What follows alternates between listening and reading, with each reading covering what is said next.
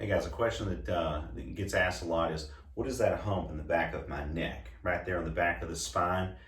Sometimes people can feel it. It can be hard. Other times it can feel, kind of soft. So in most cases, it's usually one of two things. One, it's a side effect of something called Cushing syndrome, which is an issue that some people can have related to cortisol. Cortisol is produced off the adrenal glands on the top of the kidneys, and so sometimes you can have it's a fatty deposit that builds up and right there on the base of the neck right here, and in a lot of cases that has to be surgically addressed. Usually doesn't just go away on its own. So a lot of times people have to see a specialist for that. The other thing a lot of times is increased kyphosis.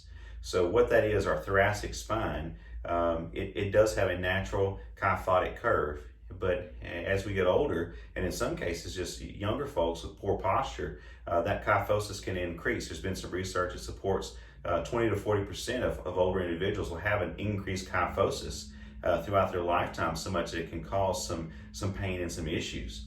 And what that does is that causes this kind of forward rounding of our thoracic spine. And then that will cause our head, our cervical spine, our head to forwardly translate. It's called anterior cervical translation or forward head. So our head is held forwards. And what starts to happen there is our head in normal cases is about 12 pounds.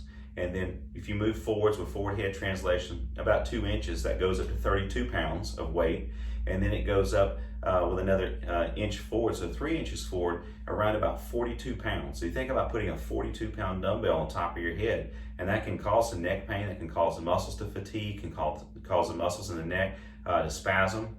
And so we want to try to correct that and bring that back and try to decrease that increased kyphosis that's happening in the upper thoracic spine, right where the thoracic spine meets the lower cervical spine. And so a lot of times that hard spot that you're feeling, if it's hard versus being very soft, that's the bone itself. That's the spinous processes off of the vertebrae. And so there are corrective exercises and postural corrective exercises and manual therapy techniques that therapists can do to help try to correct that, pull the head back into more of a neutral position and go maybe from, again, that 42-pound mark back to only weighing around 12 pounds or so. But that's typically what that spot is on the back of the neck back there. If you notice that kind of sticking out, if your shoulders are rounded forward, your head's a little forward, kind of that rounded posture like you're keyboarding, working at your computer.